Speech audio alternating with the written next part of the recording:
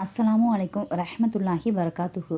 சொர்க்கவாசிகள் சொர்க்கத்திற்கும் நரகவாசிகள் நரகத்திற்கும் செல்லுங்கள் என்று தீர்ப்பளிக்கப்பட்ட பின்பு ஷைத்தான் நரகவாசிகளின் முன்பு வந்து நின்று கொண்டு பேசுவான். ஷைத்தான் கூறுவான், அல்லாஹ் உங்களுக்கு உண்மையாக வாக்களித்தான். நானும் உங்களுக்கு வாக்களித்தேன், ஆனால் மாறு செய்தேன். நான் உங்களை அழைத்தேன், நீங்கள் என் அழைப்பை ஏற்று என் பின்னால் வந்தீர்கள்.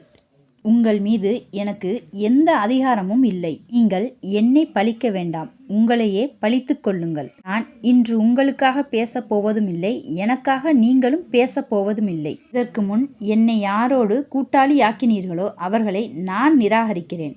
அவர்களுக்கும் எனக்கும் எந்த சம்பந்தமும் இல்லை. நியாயக்காரர்களுக்கு கடுமையான வேதனை உண்டு என்று கூறுவதாக அல்லாஹ் தாலா தன்னுடைய திருமறையான குர்ஆனில் கூறுகிறான். அல்லாஹ் தாலா மிகவும் கருணையாளன்.